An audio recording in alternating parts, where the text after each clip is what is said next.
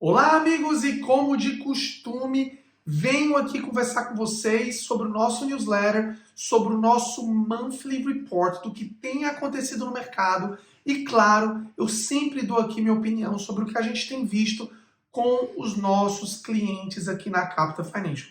Eu acho que a gente precisa iniciar esse nosso bate-papo falando um pouquinho sobre o resultado do cash rate anunciado pelo RBA nessa semana. E sim, mais uma vez, o cash rate foi segurado em 4,35.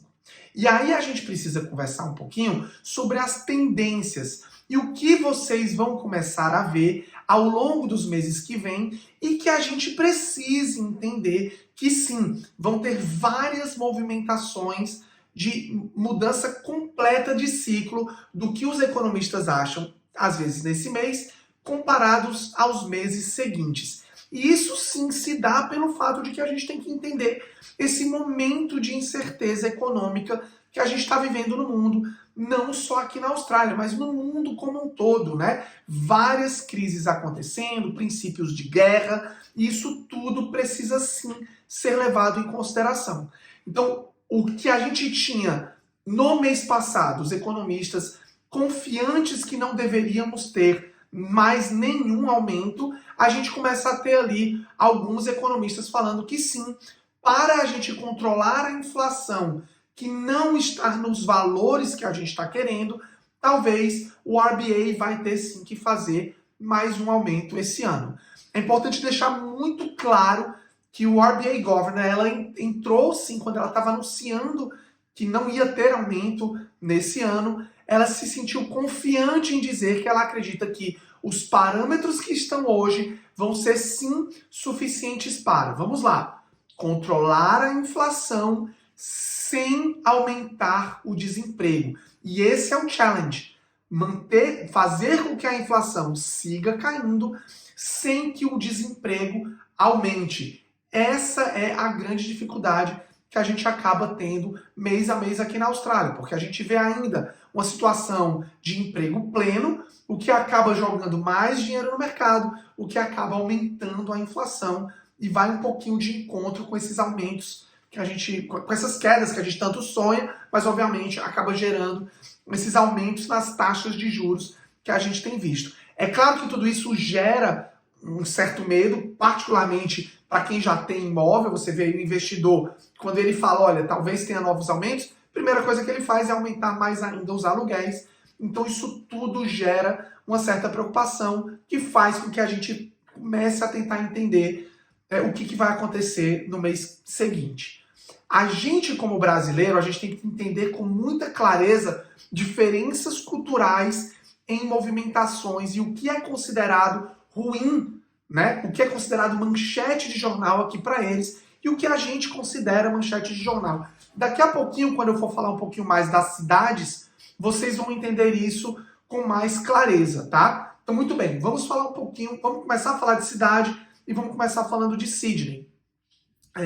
Bom, Sydney a gente tem aí oficialmente 22% de todas as casas de Sydney, somente 22% estão abaixo de 1 milhão. E claro, essas que estão abaixo de 1 milhão acabam estando bem mais afastadas da praia, o que acaba fazendo uma mudança de estilo de vida muitas vezes para os nossos clientes. Esse número muda bastante quando a gente fala em apartamentos, onde a gente ainda tem aí perto de 70% abaixo de 1 milhão.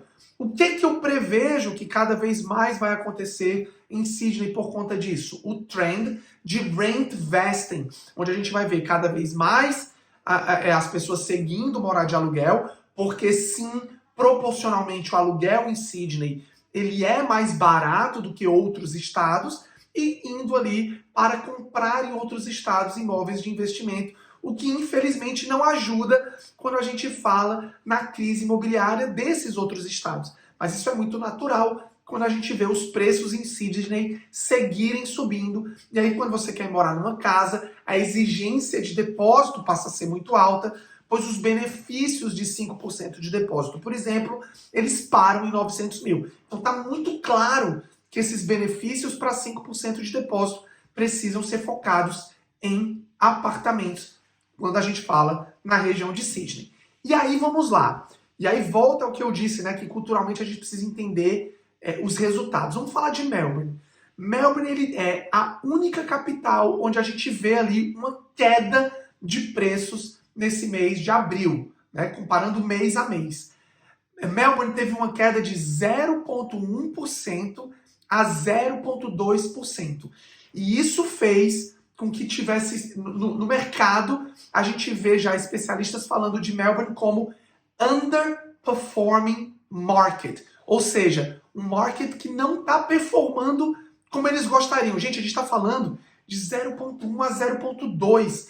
Para parâmetros que muitas vezes a gente está acostumado, isso não é nada. Então, sim, teve uma queda. Então, para você que fala, meu Deus, esses imóveis nunca caem, caiu. Só que não cai quanto a gente às vezes gostaria que caísse.